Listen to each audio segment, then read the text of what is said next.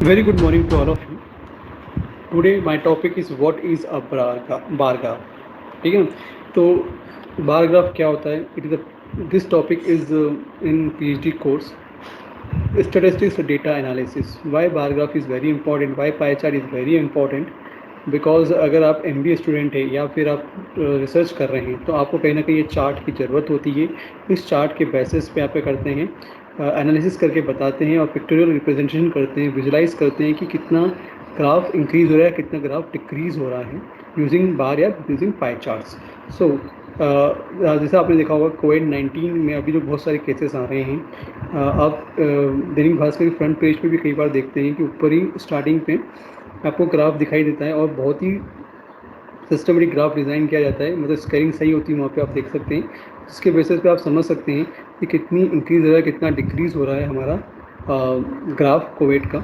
ठीक है ना, कितने वायरस इंक्रीज़ हो रहे हैं, कितने पॉजिटिव्स लोग रेगुलरली रोज़ बढ़ रहे हैं. ठीक है, उस और कितनी मतलब आंकड़ा चेंज हो रहा है अपना, इसका मतलब डेथ का आंकड़ा कितना चेंज हो रहा है, कितने एक्टिव है और कितने अनएक्टिव मोड में है, सब चीज़ आपको वहाँ पे उसको देख के और वर्ल्ड की इंफॉर्मेशन भी आपको थ्रू ग्राफ समझ जाते हैं. ठीक है ना, तो इसलिए हमको ग्राफ बहुत ज़रूरी है. और जिससे भी आप रिसर्च पेपर करेंगे, कोई भी रिसर्च पेपर आप बनाएंगे, तो आपको वहाँ पे एनालिसिस करना ही होगा, डेटा का एनालिसिस करना. आप क्या करेंगे, एनालिसिस के लिए आपको वहाँ पे बार ग्राफ से आप उसको विजुलाइज करवा सकते हैं, मतलब रिप्रेजेंट करा सकते हैं आप उसको, जो भी आपका रिजल्ट आ रहा है. ठीक है, तो now start the what is a bar graph.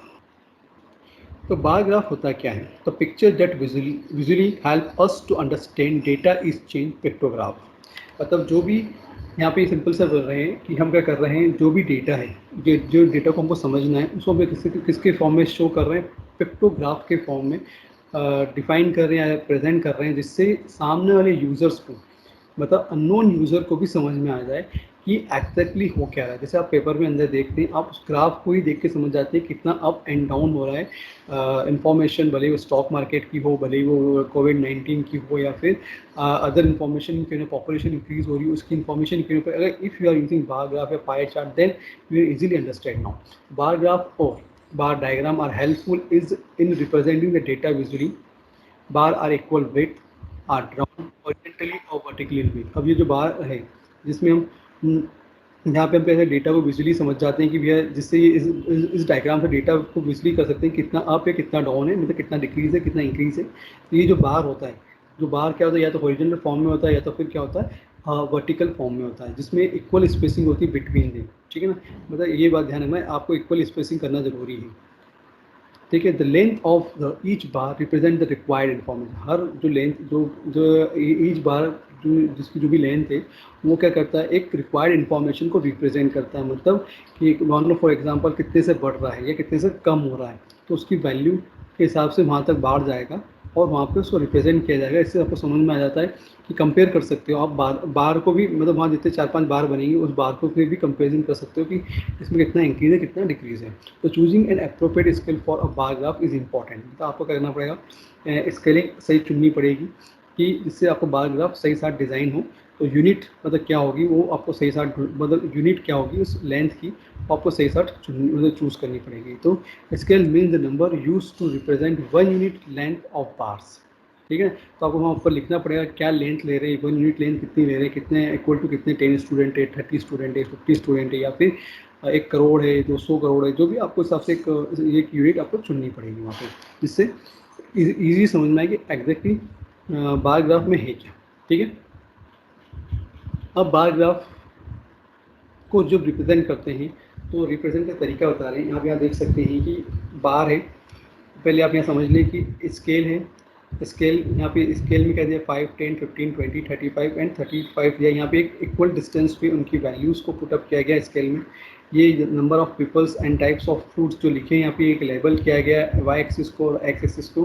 This is the X axis और this is the Y axis.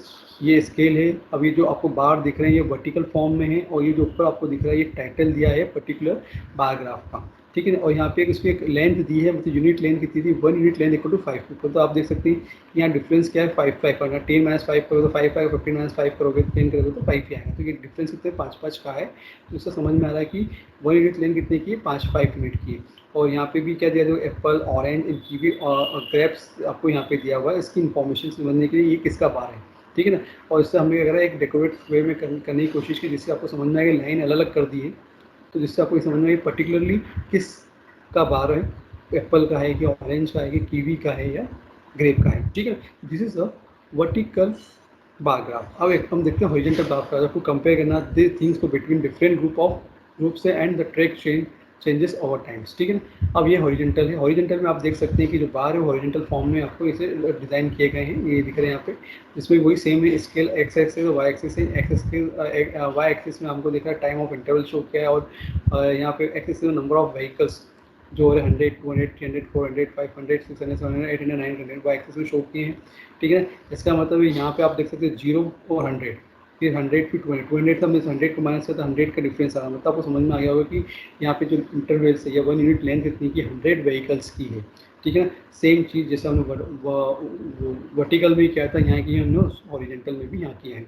ठीक है। नेक्स्ट एग्जाम्पल है। अब एग्जाम्पल समझते हैं कि what is the main example आ गया। Read the adjoining bar graph showing the number in a particular class of schools. Already यहाँ पे क्या एक बार ग्राफ शो किया हुआ है, जिसमें हमने यहाँ एक्स बाय एक्स एक्सिस में क्या कर रखा है हमने,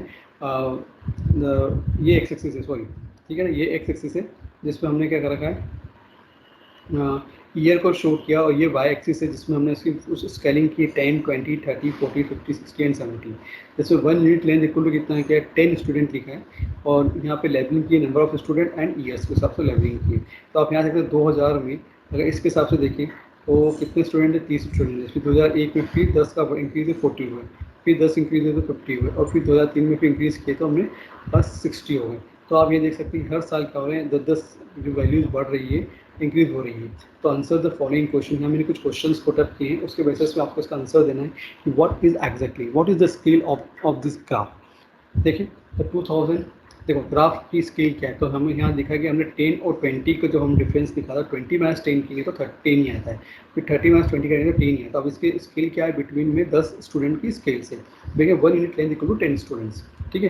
how many new student are added every year. अब आप देख सकते हैं हर साल कितने स्टूडेंट एवरी ईयर इंक्रीज हो। जैसे 2000 में 30 स्टूडेंट थे, पर 2001 में 10 स्टूडेंट फिर इंक्रीज हो, 2040 हो गए, फिर 2002 में 10 स्टूडेंट फिर इंक्रीज हो 50 हो गए, फिर 10 स्टूडेंट हो गए 2003 में 60 हो गए। हर साल 10 स्टूडेंट इंक्रीज हो रहे हैं, इसलिए बहुत सारे 10 स्टूडेंट एडेड एवरी ईयर्स, ठीक है।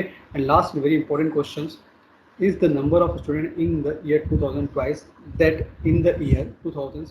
तो आप ये देख सकते हैं कि 2000 में 30 स्टूडेंट थे और 2003 में कितने 60 स्टूडेंट थे। तो हम ये बोल सकते हैं कि हाँ 2003 में जो स्टूडेंट थे वो किसके ट्वाइस है, 2000 के, ठीक है। तो yes student year 2000 is a twice from the 2000s, ठीक है। तो ये पॉइंट आपको क्लियर हो गया होगा। From scaling we can easily from this graph we can easily find out the value of find out the value and easily give the answer of the questions now, ठीक है।